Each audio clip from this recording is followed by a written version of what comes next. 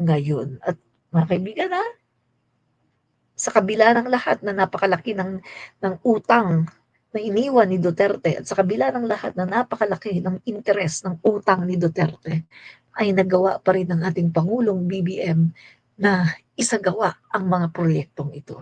Ang galing po ng ating Pangulong Bongbong Marcos. No? Galing. So, hindi po yan matanggap ng mga DDS kasi sila po ay, kumbaga, ayaw nilang tanggapin yan dahil, alam niyo na, sila po ay mga panatiko. Sabi ni June Gallego, the downfall of Escudero, instead of correcting his mistakes, he let his ego to prevail. Ay, tama ka dyan. Correct ka. June Gallego, tama ka dyan sa sinabi mo. Si Chis Escudero ang nakita ko no, na Senate President na pinaka ano ba, yung kanyang ego, no? Yung talagang balewala sa kanya yung ano eh, yung clamor ng mga tao. Balewala sa kanya yan. Basta kung ano yung gusto niya, kung ano yung ego niya, tapos paninindigan niya yung ginawa niya kahit alam niyang mali, paninindigan niya para lang hindi siya mapahiya at hindi niya aaminin na mali siya. Yan po si Chis Escudero, no? Yan po siya. Shameful to my father's hometown, Bulan, Sorsogon. Correct, June Gallego. Nakakahiya talaga siya, no?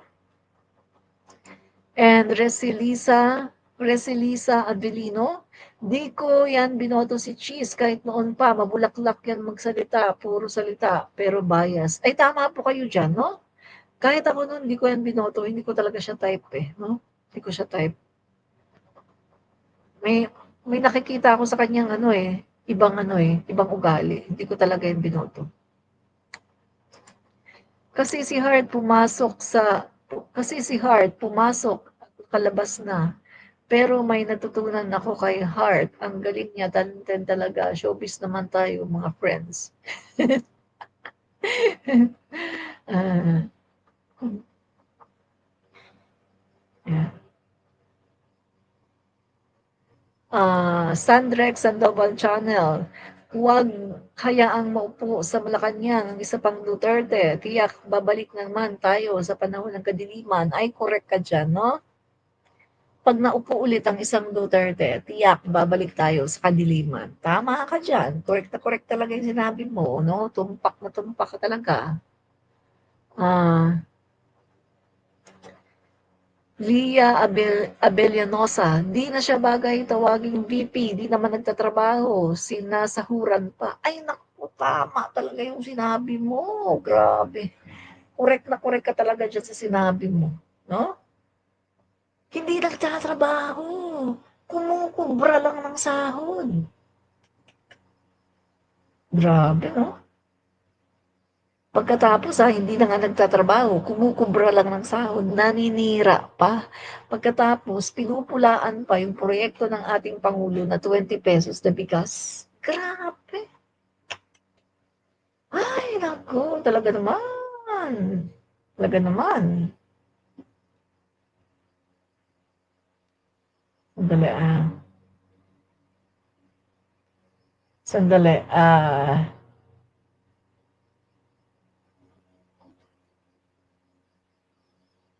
comment tayo dito. Amy Duterte, napahiya ka na naman. Nak pa more.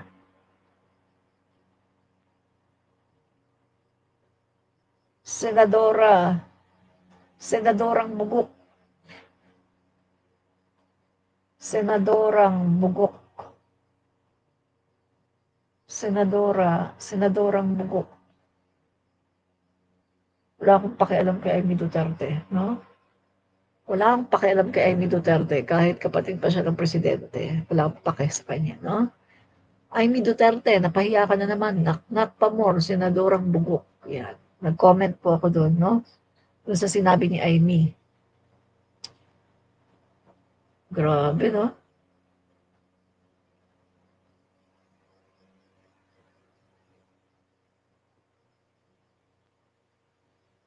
Grabe.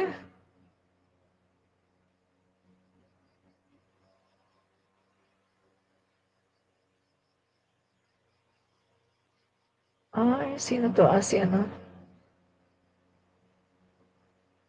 ah,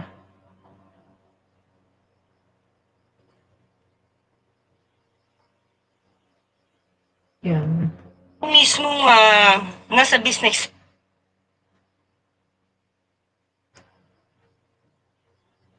Ang daming ano, ang daming dapat komentuhan 'no? Sa mga susunod na lang 'yan 'no? Ang daming dapat na komentuhan. Duterte Youth. COMELEC cancels Duterte Youth party list registration. So, nga pala mga kaibigan, kinancel na po ang Duterte Youth. Kasi, sa totoo lang mga kaibigan, noon pa dapat talaga i-cancel yan, sa panahon pa po ni Duterte. Kasi sa panahon pa po ni Duterte, kini-question na po talaga yan dahil hindi nga po sila ano hindi po sila legit 'no, yung pagiging party list nila as Duterte Youth ay hindi po talaga legit 'no. So, kini-question na po 'yan. Pero dahil po si Duterte po ang nakaupo nung, panahon niya, nung 6 na taon, so wala pong nangyari sa mga pag-question sa party list na 'yan. Pero ngayon na hindi na po nakaupo si Duterte, eto na po, kanselado na po talaga sila. So, wala na pong Duterte Youth, cancel. COMELEC cancels Duterte Youth Party List registration. Kanselado na po kasi meron pong fraud 'no, sa kanila pong registration, meron pong daya, may fraud, hindi po nagsabi ng katotohanan sa kanilang registration. Diba? Yan po yan. In short, nagsinungaling. Yun lang po, nagsinungaling. Diba? Ah,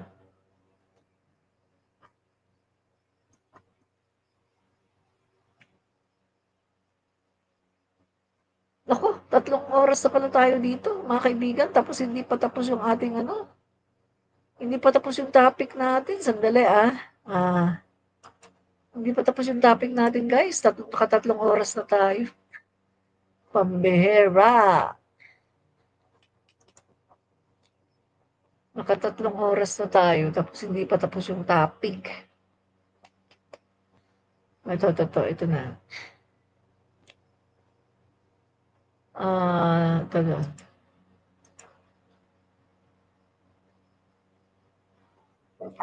Ba na isusumite ng House yung at least the compliance for the first requirement of the Senate Impeachment Court to submit a certification that the impeachment proceedings against VP Duterte here at the House of Representatives were compliant with the Constitution, and won't it derail the process po, the trial? Hindi po. Sa katotohanan, nung huling session day ng Kamara, nagpasaho ng resolusyon alinsunod sa kautusan ng impeachment court. Pero nais ko rin pong banggitin, ngayon hindi pa yan na isusumite, pero naipasa na po. Gaya ng nasabi ko kanina, in the next few days, magpa-file ho ng ng appropriate pleading ang House Prosecution Panel. So, ano sabi po, guys? Ulitin natin. And as of today, hindi pa po ba na isusumite ng House yung at least the compliance for the first requirement of the Senate Impeachment Court to submit a certification that the impeachment proceedings against VP Duterte here at the House of Representatives were compliant with the Constitution, and won't it derail the process po, the trial? Hindi po. Sa katotohanan, nung huling session day ng Kamara, nagpasaho ng resolusyon alinsunod sa kautusan ng impeachment court. Pero nais ko rin pong banggitin, ngayon hindi pa yan na isusumite, pero naipasa na po. Gaya ng nasabi ko kanina, in the next few days, magpa-file ho ng appropriate pleading ang House Prosecution Panel.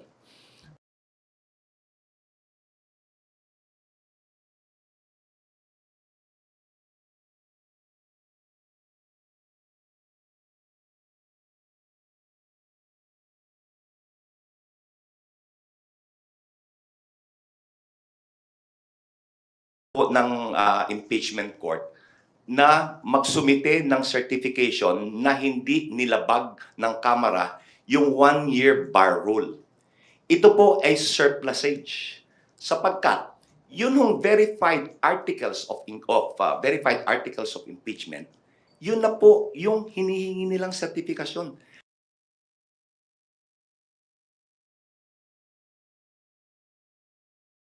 Humihingi ng certification, no?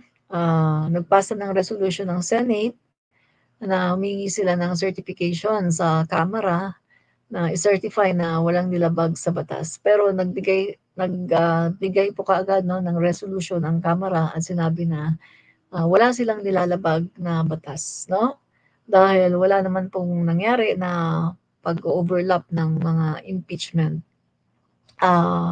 complaint. Kasi isa lang naman po ang na-refer, isa lang po ang binerify. Isa lang po din ang nakarating sa opisina ng Secretary General at Speaker Martin Romualdez. So isa lang po yan.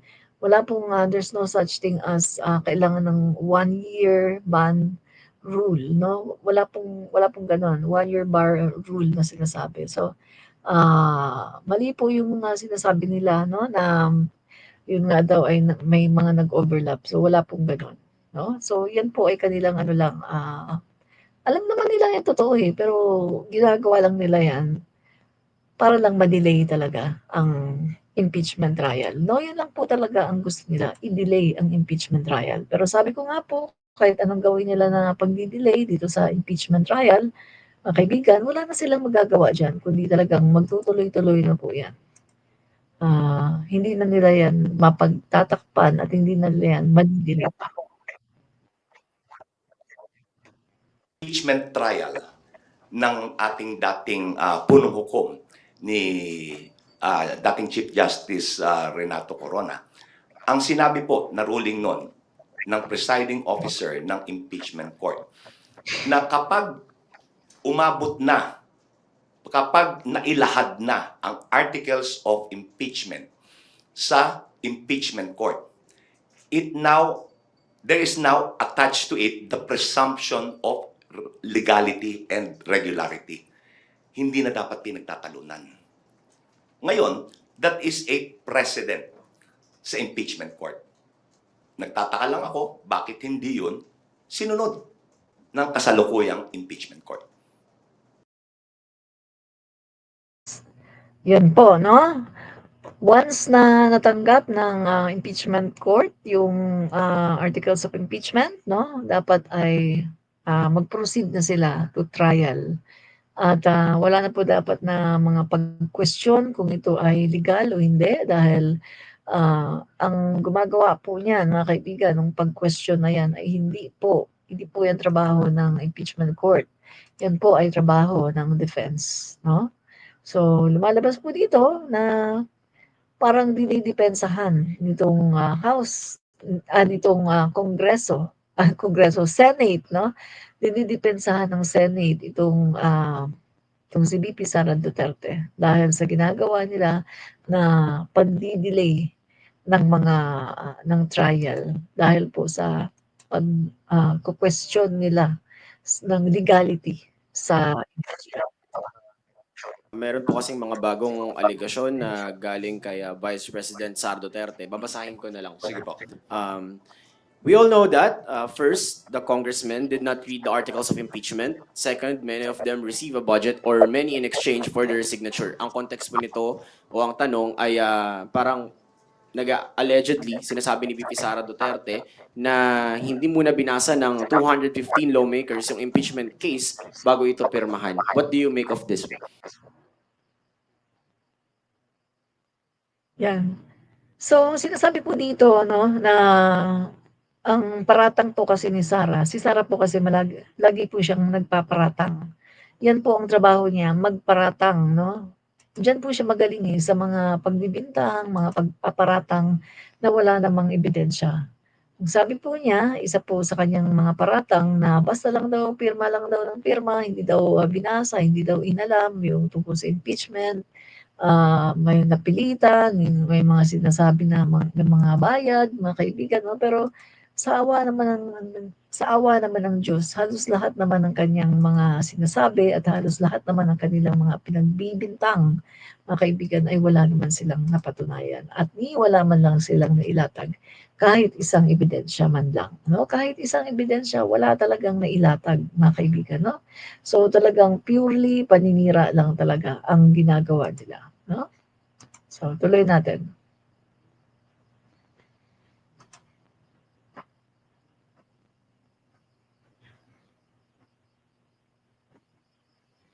Unang-una, ito pong mga pumirma ng impeachment, ng articles of impeachment, ito po naman ay mga mambabatas eh.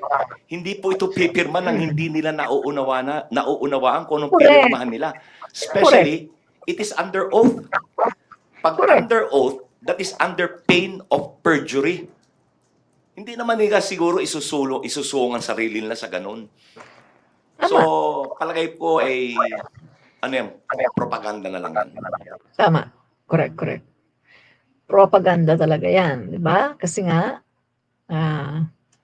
para, yun ang ano nila eh, ka-questionin hanggang sa pinakamaliit na butas na pwede nilang i-question, gagawin nila yan para lang ma-delay ang impeachment. Pero kahit anong gawin nilang delay, ay wala na.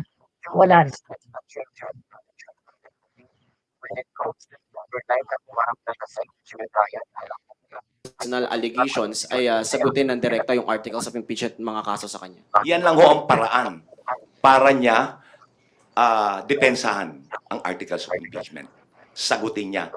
Kung ito pong mga katanungan na ito ay sinagot na ng Vice Presidente during the Quadcom at nanumpa siya, edi sana wala tayo dito ngayon. Tama. Correct. Correct po yun, no? Kung sinagot lang sana ni VP Sara Duterte, mga kaibigan, yung mga tanong sa kanya, hindi, wala sana tayong problema, di ba? Pero hindi nga po sinagot, mga kaibigan, si VP Sara po ay nag-pratinela at pinakita po niya na siya ay above the law at ayaw niya talagang sumagot. So, ang nangyari, mga guys, ay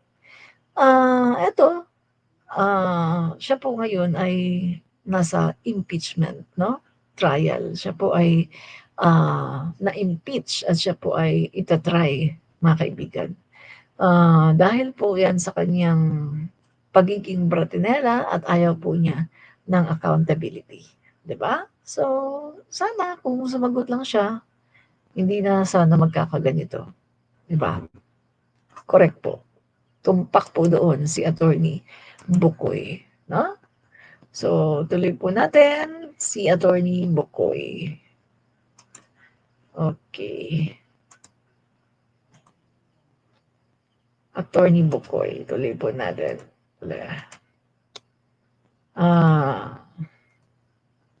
Masyado po kasing si VP Sara Duterte, mataas ang ere.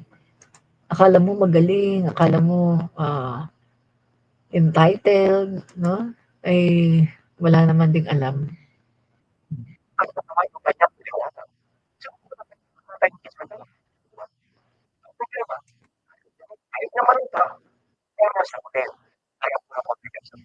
Correct. Confidential fund nga, kaya hindi pwedeng pag-usapan. Mali yun eh. Tama, no? Yan po ang sinasabi Kung madalas katanggap-tanggap VP Sara naman yung Duterte. kanyang paliwanag, siguro wala tayong impeachment ngayon. Hindi po ba? Correct. Ang problema, ayaw niya manumpa, ayaw niya sagutin. Gaya po ng confidential fund. Anong sagot niya? Confidential fund nga, kaya hindi pwedeng pag-usapan. Mali yun eh. Oo. Correct, di ba? Yan po ang sinasabi ni VP Sara Duterte na kapag siya po ay kini-question, tinatanong tungkol sa kanyang confidential funds, sabihin niya, confidential nga daw eh, kaya hindi daw dapat natanungin. Pero ano po ang sabi? Ito po, ang House of the Representative ay merong oversight power at kailangan talagang tanungin dahil may nakikita pong anomalya sa kanyang paggasta. 'di ba? Eh, kung wala lang sana, kung wala sanang anomalya na nakikita sa kanyang paggasta, okey lang kahit hindi siya tanungin, 'di ba? Pero meron po kasing nakikitang anomalya sa kanyang paggasta. Precedent doon sa 20th Congress na mag-hold ng trial kasi parang laging nakabinbin or hanging by a thread yung pagtuloy nito with just one motion pwedeng ma-dismiss. It's a bad precedent. It's a terrible precedent. Dahil hindi ito alinsunod sa saligang batas. Yan. So, mga kaibigan 'no, hindi po alinsunod sa saligang batas 'no, ang ginawa nitong, mga, senador na ito 'no. It's a bad precedent dahil hindi po 'yan, alinsunod sa saligang batas 'no. So, bad precedent po 'yan. Okay. So, tuloy po natin. Okay. Yung sinasabi ni Attorney Bukoy. Okay.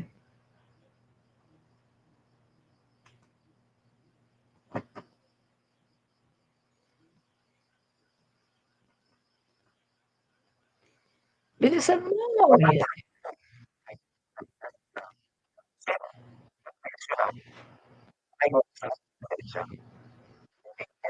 Dismiss na lang paglilitis. Wala yun sa saligang batas. Ang sabi ng saligang batas, litisin at desisyonan. Correct.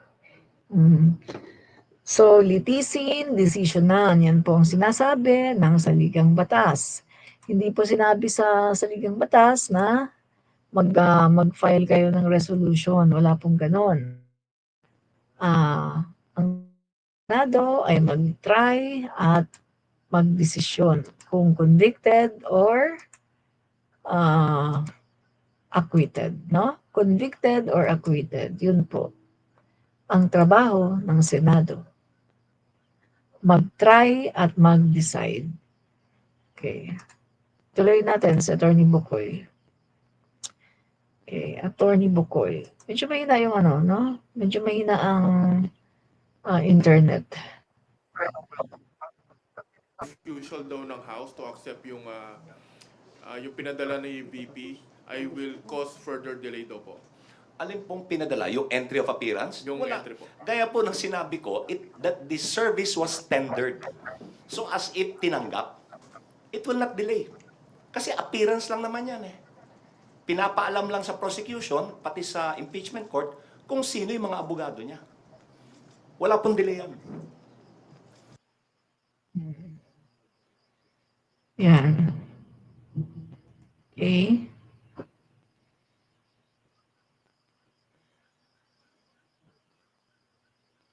Attorney Bukoy. Okay, Attorney Bukoy. Okay. Attorney Bukoy.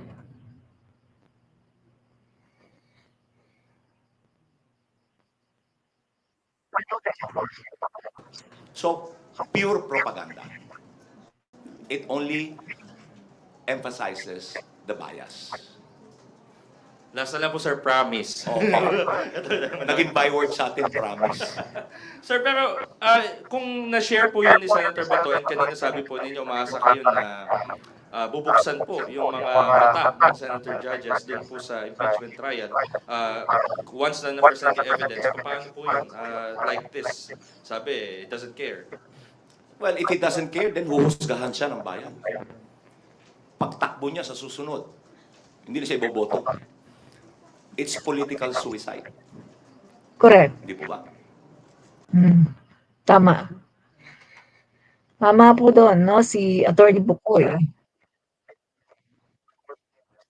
Kumbaga guys, no? Komento natin.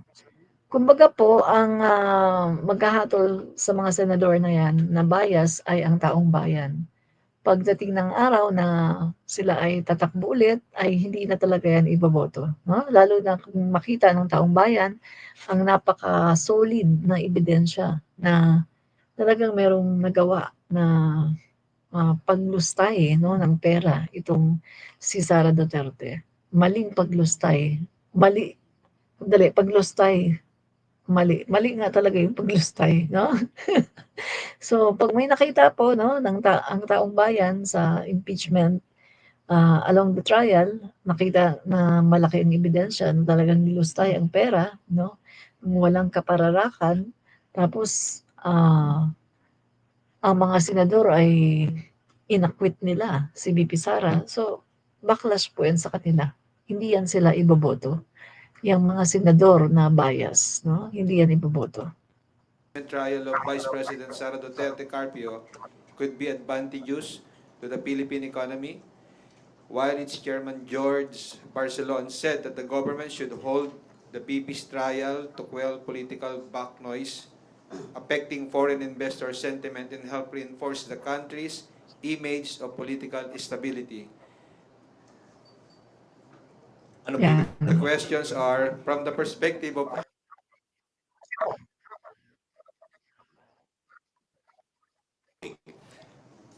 Nagugulan ng tao.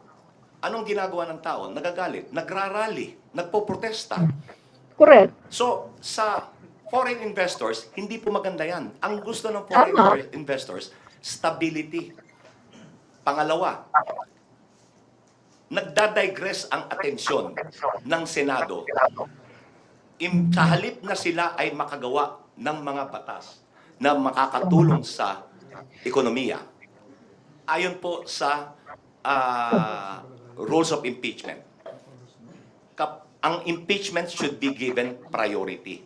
At a certain hour, they should stop their legislative work and conduct the trial of the impeachment. So, nakahati yung atensyon. So, hindi ho maganda yan. Dahil yung paggawa ng batas na makakatulong sa ekonomiya ay naaantala. So, mas mabuti na maging swift, maging mabilis yung paglilitis.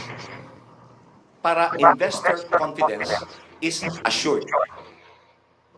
Correct, no? Yan. So, yung mga kaibigan, tama po siya, no? Yung matagal, no? Kung patatagal-tagalin ang impeachment na yan at ididribble-dribble, no, ng mga senador, at makikita po yan ng mga foreign investors na, ay, ganyan pala dyan. Wala palang, ano, hindi pala pinaiira ng demokrasya dyan, no?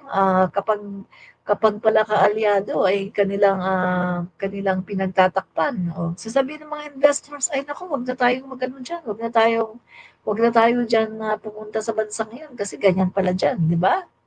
Tingnan niyo mga kaibigan yung Korea, o, di ba? Yung ginawa ng presidente ng Korea, mga kaibigan, nag-ano siya, biglang nag-announce ng martial law. Anong nangyari? Kumilos kaagad yung Congress. Tapos pina-impeach siya. Ang bilis, mga kaibigan. Samantalang itong nangyari sa atin, yung Vice Presidente, ipapatsugi daw yung tatlo, si Pangulo, si First Lady, si Speaker. Ipapatsugi, kumausap na ng tao na magtutsugi. Tapos nagsabi pa na papahukay yung bangkay ni Apulacay, papatapon sa West Philippine Sea. Ginilatan pa ng leeg si PBBM sa kanyang imahinasyon. At grabe yung pagmumura, namumulaklak. At dami yung mga akusasyon at pagpapabagsak pa sa gobyerno. Diba? So, kung titignan natin, grabe na ang ginawa ng Vice Presidente. Pero heto, yung ating mga senador ay talagang pinapatagal pa. So, nasan dito yung demokrasya, no, mga kaibigan? So, nasan dito? Bakit itong ating mga senador ay nakakalimutan nila ang kanilang mandato? So, kapag yan, no, mga kaibigan, nakita yan ng international community, ng mga investors na ganyan pala dito sa Pilipinas, pagdadalawang isip sila na mag-invest dito. Kita niyo naman mga kaibigan, maganda ang ekonomiya natin ngayon. Pero kung magpapatuloy yan, na ganyan ang gagawin ng mga senador, makaka-apekto talaga yan sa ating ekonomiya. So, ang bottom line, sino may kasalanan? Yung mga senador na to. Sila ang may kasalanan. Itong mga senador na to. Kung magkaroon man tayo ng constitutional crisis, ang may kasalanan dito ay ang mga senador na to. Dahil sa pagtatanggol nila sa mali. Sabi ko nga sa inyo mga kaibigan, mahirap ipagtanggol ang mali. Kapag nagtanggol ka sa mali, ikaw kailangan mong i-twist ang iyong values. Kapag nagtanggol ka sa mali, kailangan mong kalimutan ang iyong mga good values. Tulad ng sinasabi ko sa inyo, yung Duterte. Ang hirap ipagtanggol ni Duterte. Ang hirap ipagtanggol ni Sara. Paano mo ipagtatanggol yung kumausap ng assassin para ipatsugi yung tatlo? Sige nga, yung mga DDS dito, sige nga, mag-comment nga kayo. Paano niyo ipagtatanggol si VP Sara Duterte? Kung kayo halimbawa yung abogado ni VP Sara Duterte, sige nga, mag-comment kayo, tingnan kung gaano kayo katalino. Kung may natitira pang utak kayo, meron. Sige nga, paano niyo ipagtatanggol si VP Sara Duterte? Gayong sinabi niya, hayag-hayagan, in social media, sa harapan ng mga Pilipino at ng buong mundo. Sinabi niya na ipapatsugi niya yung tatlo. Sige nga, nag-hire siya ng assassin. Ang sabi pa, gawin mo yan, huwag kang tumigil hanggat hindi mo sila napapatay. Gawin mo yan. At anong sabi ng assassin? Yes. At anong sabi niya? No joke, no joke. Sige nga. Paano niyo ipagtatanggol si Sara Duterte? Ipagtanggol niyo nga. Paano niyo ipagtatanggol yan? Wala kayong masabi. Wala kayong masabi. Kasi alam niyo, mahirap ipagtanggol si Sara Duterte. Alam niyo na hindi niyo kayang ipagtanggol si Sara Duterte. Sige nga. Wala kayong paano niyo ipagtatanggol? Paano niyo ipagtatanggol? Paano niyo bibigyan ng reason yung sinabi niya na nangontrata siya ng assassin? Biruin mo lawyer siya.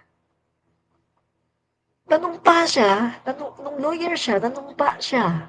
Pagka-lawyer pa lang yan, nung lawyer siya, nanumpa siya to uphold the Constitution, na sundin ang Constitution ng Pilipinas.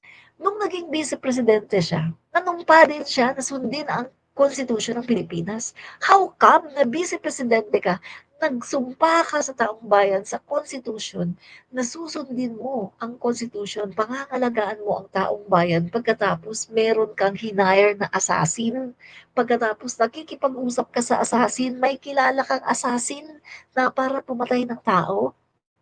Lawyer ka, alam mo ang batas. Doon pa lang, malaking na yun. Lawyer ka. Alam mo na, ang lawyer dapat ay sinusunod ang batas. Kapag merong nakagawa ng mali, saan mo dadalhin? Sa legal na korte, sa legal na proseso, hindi yung pagpapatay ng tao. My God, you're a lawyer. Tapos vice-presidente pa, my God! So mahirap talagang ipagtanggol ang inyong vice-presidente. Mahirap ipagtanggol si Sara Duterte dahil mali ang kanyang prinsipyo at hindi siya sumusunod sa konstitusyon ng Pilipinas. Kaya mahirap ipagtanggol ang isang taong katulad ni Sara Duterte. Real talk lang tayo dito. Walang personalan. Diba? Real talk. Yun ang katotohanan, mga kaibigan. Real talk tayo. Yan. Ernesto Lopez, hindi mananalo yan. Hindi na talaga mananalo yan, no? Hindi na talaga yan siya mananalo. Diba? Anong sabi niya? Anong sabi nitong si Arnel Carillo, kapag pinatay siya daw. Paano mo bibigyan ng reason yung pagkausap niya ng assassin? Paano mo bibigyan ng reason? Paano mo siya isi-save doon sa ginawa niya na kumausap siya, nangontrata siya ng assassin, knowing na siya ay isang lawyer. Dapat ang isang lawyer ay sumusunod sa batas, pero bakit siya kumausap ng assassin? Doon pa lang dapat malaman sino yung assassin na yan. Bakit may kilala kang assassin? Matagal mo naman ginagawa na kumakausap ka ng assassin para magpapatay ka ng tao. Every time ba na meron kang galit, Every time ba na galit ka sa isang tao, ay kakausap ka ng assassin para magpapatay? Kailan mo ba yan ginawa? Ginawa mo ba yan nung mayor ka pa? Ginawa mo ba yan nung bata ka pa? Ginawa mo ba yan? Kailan mo yan ginawa? Ilang taon mo nang ginagawa? Tuwing meron kang kinaiinisan ay kumakausap ka ng assassin para magpapatay ng tao. Yan ngayon ang question. Oh, sige nga. Oh, sagutin nyo. Oh, hindi nyo masagot kasi nga hindi nyo kayang sagutin, hindi nyo kayang ipagtanggol ang inyong Sara Duterte dahil mahirap talagang ipagtanggol ang kitang-kita naman na mali ang ginagawa, 'di ba? Kitang-kita na mali ang ginagawa kaya hindi nyo kayang ipagtanggol si Sara Duterte. 'Di ba? Ganyan lang kayo. Pangkulto lang kayo, kulto. Oh. Yan. Kulto? Oh, ba? Yan yun, mga kaibigan, no?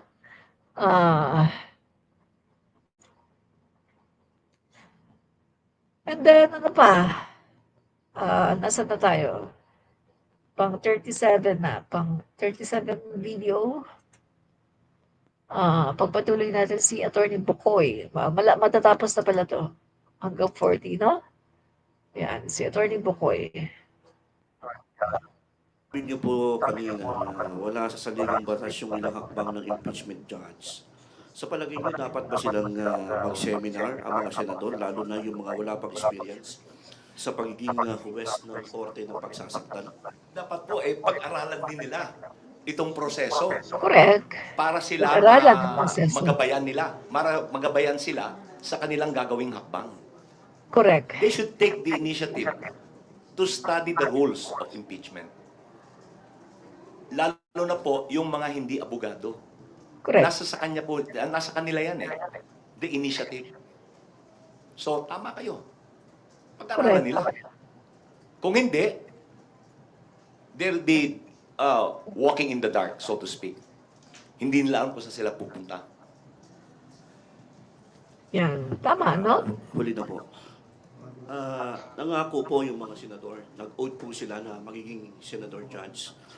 Kung sakasakali po na hindi sila tumupad sa pangako nila o magmalabi sila, pwede rin ba silang masampa ng kaso o ma-impeach din? Hindi po impeachable ang mga senador. Oo, hindi sila impeachable. Hindi po sila impeachable. Oo. Ang paghusga po sa mga senador na hindi tutupad sa kanilang pinanumpaan ay ang husgahan sila ng bayan. Oo, hindi sila Huwag silang iboboto. iboto. Correct. Yan po, ganyan ang paghusga sa mga Pwede po senador. sabihin na perjury, pero hindi. Dahil pwede lang panindigan yung sinabi nila. Hindi, itong paniniwala ko Oo. Hindi ako lumalabag sa batas. So, ang pinakamatibay po dyan na parusa ay mahusgahan iboto. ng sambayanan. Oo. Yan, huwag iboto. Wala po. Kasi pwede lang sabihin na ito yung paniniwala ko, hindi ako naniniwala sa ebidensya, Oo. kaya hindi ako boboto ayon sa gusto ninyo. Bumoboto Correct. ko ayon sa pananaw ko. Correct. Yan yun. Tama yung sinabi niya, no? Kaya ang huhusga na lang dyan ay ang taong bayan. Huwag iboto. Mga senador na yan. No? Kasi hindi po sila senador ng bayan. Hindi Yung senador po ni kanina na Duterte. meron nga pong gag order under the Senate rules. Pero ang sinabi po kasi ni SP Cheese ay kailangan pa raw po mag-file ng motion or mag-issue ng motion before the impeachment court and for them to address that, like the senator judges will address it there. But do they really have to issue a motion? Hindi na po kailangan dahil nasa impeachment rules na nila Hindi na kinakailangan make the obvious obvious. Hindi po ba? Nasa rules na nila Hindi na kinakailangan mag-issue ng order.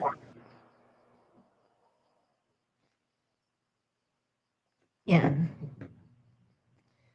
So, patapos na tayo guys, no? Dalawang video na lang. 39, okay. Into the rules of the Senate as an impeachment court. Do you think, attorney, that SB Cheese is also being inconsistent? Kasi nga, during the campaign period ay sinabihan po niya yung mga senators na to refrain from commenting regarding the impeachment to avoid raising or yung controversies regarding it. Pero ngayon, parang kailangan po, kahit presiding officer na po siya, parang kailangan pa rin po ng motion. Why can't he decide that? Or why can't he be? All he has to do is to enforce it. Hindi na kailangan ng motion. Enforce niya. He should take the initiative as the presiding officer. Ayun po. Thank you, attorney. Salamat din. Yes, no? Hi! Kami-Kaniko Mix TV, kamusta ka na, no? Ngayon lang ulit kita nakita, Kami-Kaniko Mix TV. Yan. Ngayon lang kita ulit nakita sa aking live. Yan. So sabi naman ni Romeo Granada, hindi nyo kami maluloko mga DDS, iboto nyo yung kriminal kung gusto. Magsisi kayo balang araw. Hindi naman po mananalo yun eh, yung kanilang Sara Duterte. Hindi mananalo yan. At saka baka maano na yan mapunta na yan sa ICC. No? Yes po, no? Yes, Kami-Kaniko Mix TV. Ngayon lang kita nakita ulit sa aking live. Yan. Hindi na yan mananalo. Okay?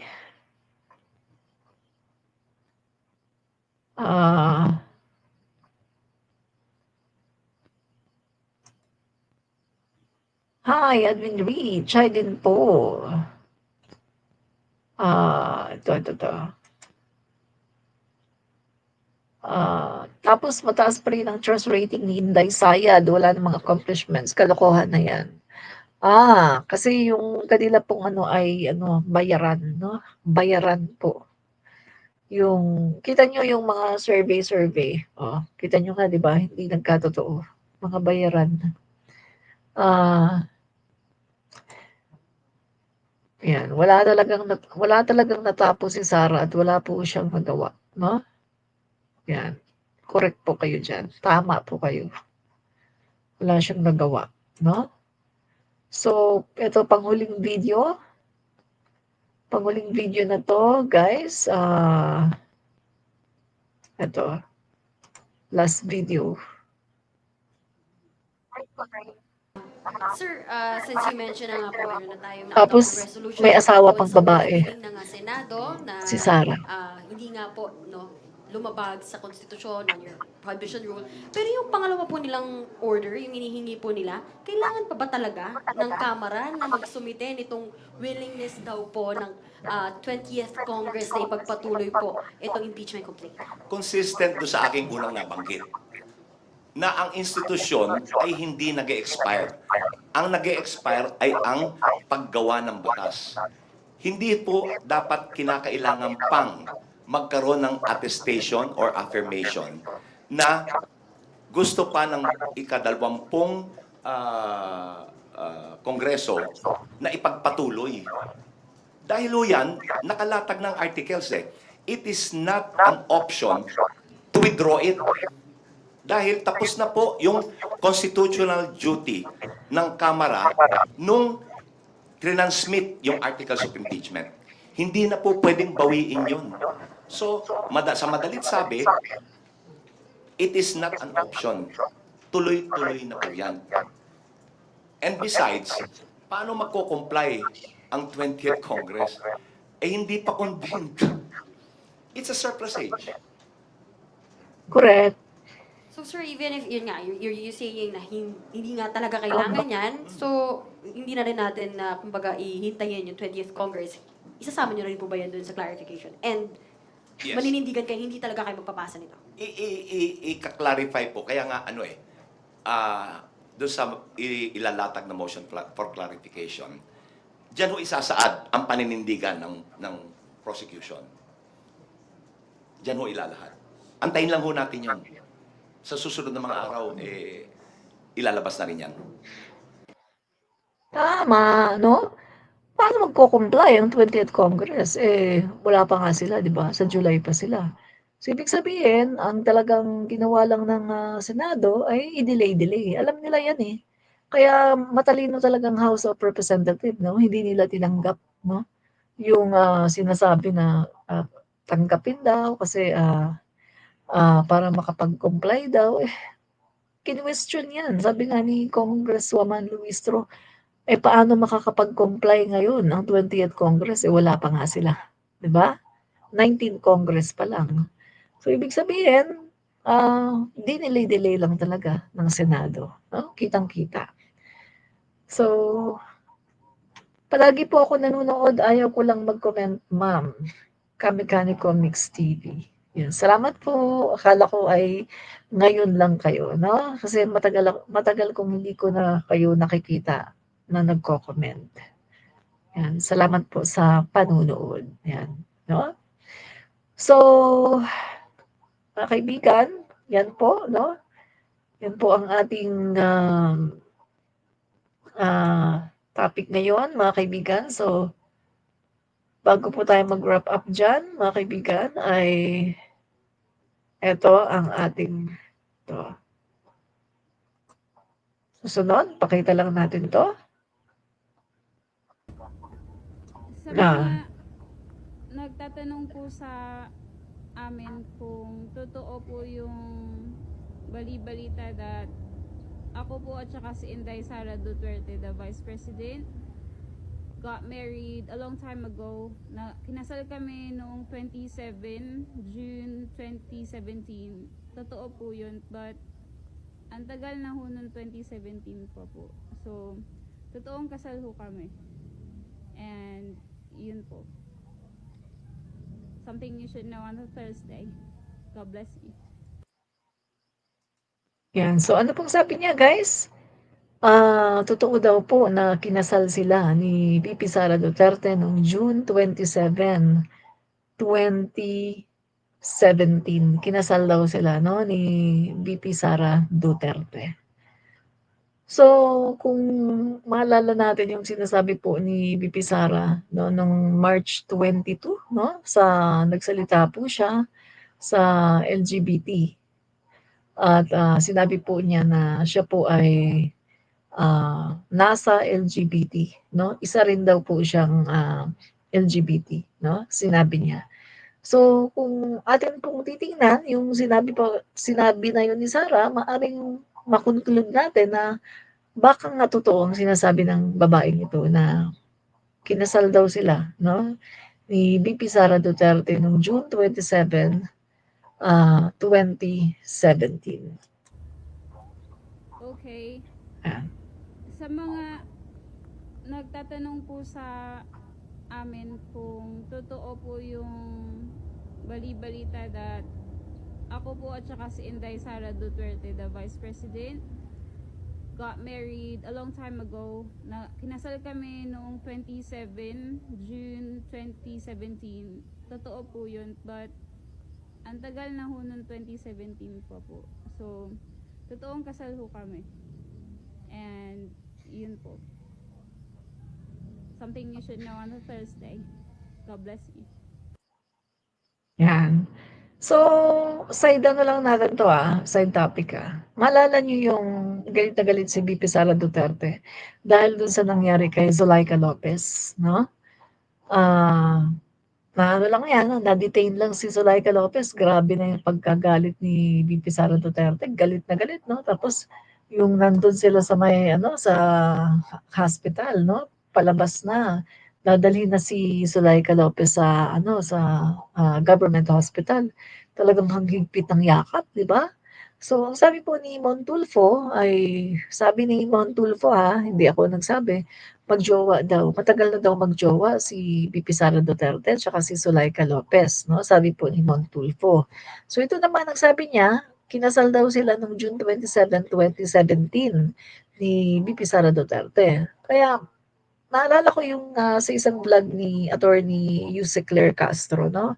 Na nagtataka nga din po siya na kung bakit daw nung idinawit yung pangalan ng asawa ni Sara Duterte sa illegal na droga doon sa issue nila ni Pulong Duterte, ay bakit parang easy lang kay Sara at parang wala man lang si Sarang parang wala lang, parang hindi siya masyadong affected. Hindi talaga affected. Pero dito kay Zuleika Lopez na dinitain lang, mga kaibigan na dinitain lang. Pero grabe na talaga yung galit niya. Na talagang nagmumura na siya doon, tapos yun na lumabas sa bibig niya, pagpapapatay siya ng 3 tao. So, maraming nagtanong at nagtaka, bakit gano'n? Ano bang meron si Zuleika? Bakit gano'n ang galit ni Sara Duterte? Bakit overprotected yata siya kay Zuleika Lopez na binantayan pa niya at ayaw niyang mawala sa kanyang mga mata. So, yun mga kaibigan, no? So, kung titingnan natin itong sinasabi ngayon ng babae na ikinasal sila noong June 27, 2017 at saka yung sinasabi ni Sara Duterte doon sa kanyang speech noong March 2022 na siya daw ay part ng LGBT. So, magko-conclude natin na baka nga totoo na naging mag-asawa sila ni VP Sara Duterte. Diba? So, nakakatawa pa guys, no, yung sinasabi nito sa kanyang TikTok na yung sinasabi niya na si Sara daw, minsan kapag iba na daw yung sinasabi, parang nagiging crazy daw, no, na lutang. So, naalala ko tuloy, kaya pala ganun si VP Sara, no? Talagang may pagkalutang pala talaga at may pagka-crazy, no? So, siya po ang nagsabi na sa kanyang TikTok page. Tiningnan ko po kasi binisita ko yung kanyang TikTok page at marami po siya daw mga post na tungkol po doon sa tinatanong daw siya ni Boy Abunda o in-interview siya tungkol nga po doon sa tinatanong sa kanya about VP Sara Duterte. So tingnan niyo po yung kanyang TikTok page at makikita niyo doon yung mga sinasabi ko. No? So yung mga sinasabi ko po dito ay hindi ko po invento. Ito po ay galing no, sa mga TikTok, sa Facebook, sa mga balita, mainstream media, mga nababasa natin sa social media. So lahat po ito ay mga open secret na po. No? Open secret na yan na si VP Sara Duterte ay sabi nila ay AC/DC na tumitira sa lalaki, tumitira din sa babae. Yan ang sinasabi nila. So ano yan? Ano yan mga kaibigan? Ako hindi ko naman kumbaga hindi ko naman gina-judge no yung mga LGBT. Pero eto masasabi ko mga kaibigan. Kung pipili din lang tayo ng magiging presidente balang araw, piliin na po natin yung talagang straight. Straight po, no? Yung pag babae, talagang babae at talagang pinaninindigan yung kanyang pagiging wife, no? Talagang sa pamilya. Hindi yung, ay, may girlfriend na babae, galit na galit. Tapos yung asawa niya, ini-involve sa droga, baliwala lang. Kasi mas mahal yung babaeng girlfriend. Di ba? Marites side po natin yan sa side po ng Marites yan, no? So, yun pa mga kaibigan, no? At mag 4 hours na tayo na nagsasalita dito, no? So, ating na pong wawakasan ng ating live. Maraming po salamat sa mga nanood, mga kaibigan, mga PBBM supporters, mga Marcos loyalists, at mga DDS, no? Maraming pong salamat sa inyong panonood. Ito po muli si Admin Rich, lagi nasasabing fight fake news, expose the truth. Admin Rich po, commentarista, paki-like, follow, at saka paki-double tap na rin po yung ating video para ito po ay i-recommend ni YouTube, no? Marami pong salamat, Kamikani Comics TV. Ngayon lang ulit kita nakita dito, no? Salamat po sa iyong panunood at pagko-comment. Hindi, nanonood daw siya, pero hindi lang siya nagko-komento. Marami pong salamat, no? Yan. Thank you very, very much. Sabi?